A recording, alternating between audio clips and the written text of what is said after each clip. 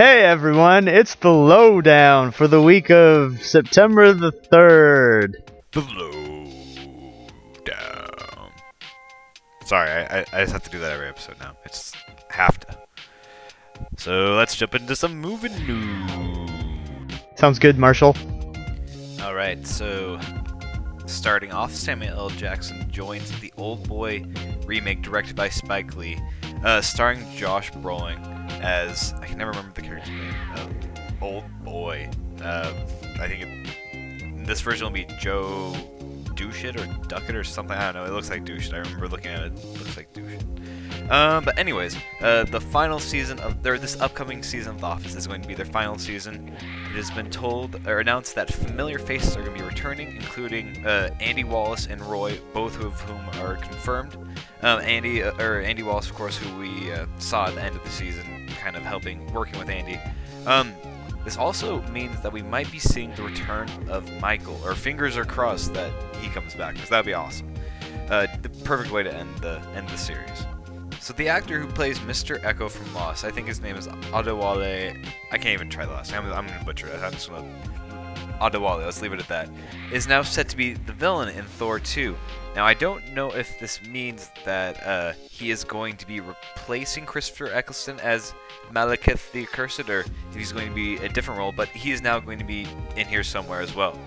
While we're on a Marvel tangent, a new show developed by Joss Whedon and his brother Jed Whedon is titled The Shield and is going to be coming out on the CW sometime in the future. I'm incredibly excited to see Joss Whedon returning to TV. It's been a while. He's been kind of on a movie tangent. And yeah, speaking of Joss Whedon, we have to say he has to come up at least once in every episode. That's a tradition now. The Avengers is returning to theaters. I'm not sure exactly when in the future, but it's returning around. In case you didn't see it the first time around, you'll now get a second chance to. Yeah. Oh, one last thing. The second Hobbit, or as I mentioned earlier in an earlier lowdown, the Hobbit is now going to be split into a trilogy.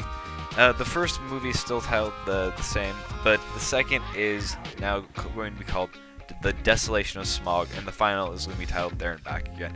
So I'm assuming we can expect to see the confrontation with Smaug in the second one, and the final film is going to be emphasizing more on the battle of the Five Armies.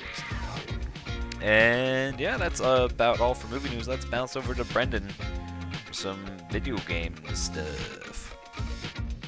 Alright, well, it's PAX this week, and while Power Chords unfortunately had to skip the convention this year, there's still a ton of awesome news, including a massive announcement from one of the biggest Japanese development studios out there.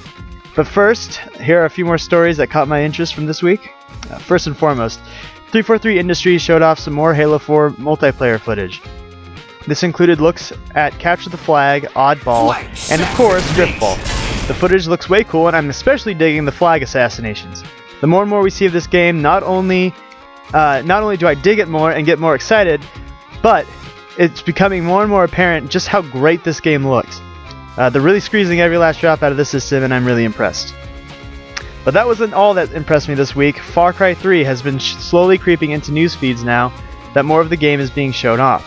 Between hands-on demos and promo videos released by Ubisoft, we're getting glimpses into the insanity of Far Cry 3.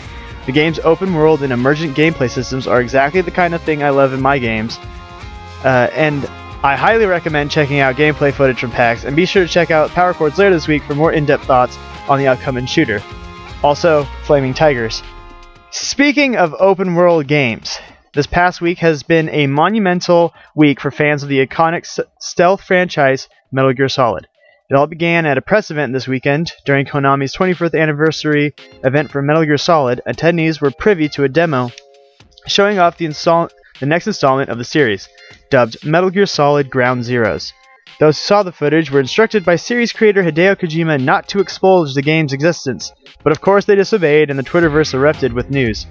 It was only a few days later, however, that the game was officially announced at PAX, and gameplay demos were shown and uploaded onto the web. From details gleaned in the footage, Ground Zeroes looks to be a sequel to the PSP classic Metal Gear Solid Peace Walker, once again featuring Big Boss as the main protagonist, as well as other notable characters like Chico and Paz. What little information we know about Ground Zeroes is being speculated on all over the internet. What we can say for certain, however, is that the game runs on Konami's extremely powerful next-gen graphics engine called the Fox Engine, but that the game is being developed for current generation systems, including the PC, the Xbox 360, and the PS3, and it was running on current-gen PC hardware at the show.